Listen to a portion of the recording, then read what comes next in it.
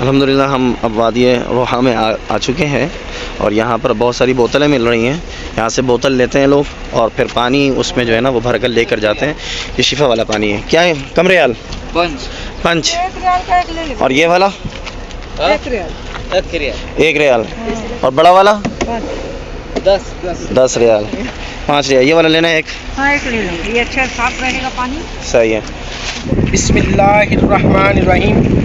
مجاز کرام الحمدللہ ہم جس وادی پہ کھڑے ہیں اس وادی کا نام ہے وادی روحا. ماشاءاللہ. یہ وہ مقام ہے جس وادی کے اندر 70 انبیاء کرام کا گزر ہوا. وہ 70 انبیاء کرام جو مدینہ منورہ سے مکہ کی طرف جا رہے تھے تو 70 انبیاء کرام نے بھی اسی کنویں سے پانی نوش فرمایا.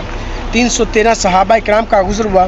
وہ 313 صحابہ کرام جو مدینہ منورہ سے غزوہ بدر کی طرف جا رہے تھے تو اسی وادی سے آپ سرکار صلی اللہ علیہ وسلم کا 3 دفعہ گزر ہوا.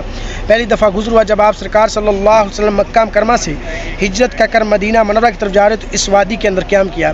دوسری دفعہ گزر ہوا جب آپ سرکار صلی اللہ علیہ وسلم 313 صحابہ کے ساتھ مدینہ منورہ سے غزوہ بدر کی طرف جا رہے تھے تو آپ سرکار صلی اللہ علیہ وسلم اس وادی کے اندر قیام کیا.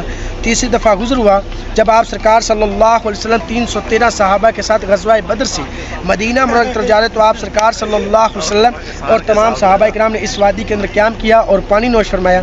اس وادی کے اندر جو کنواں ہے اس کنویں کا نام ہے بیر روخا. اس وادی کا نام ہے وادی روخا. اس وادی کو آپ سرکار صلی اللہ علیہ وسلم نے جنت کی وادی قرار دیا ہے. اور جو اس وادی کے اندر کنواں ہے اس کنویں کا نام ہے بیر روخا. اس کنویں میں بھی آپ سرکار صلی اللہ علیہ وسلم نے اپنا لعاب دین ڈالا ہوا ہے. اس کنویں کا پانی گردوں کی درونی بیماری کے لیے بہت شفا در پانی ہے. اور جو اس وادی کے اندر پہاڑ ہے اس پہاڑوں کا نام ہے جبل ورکان. یہ جنتی پہاڑ ہیں.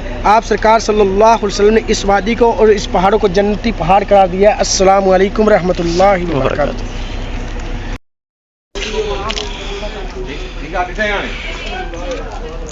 یہ پانی بھرنے کی جگہ بنائی ہوئی ہے.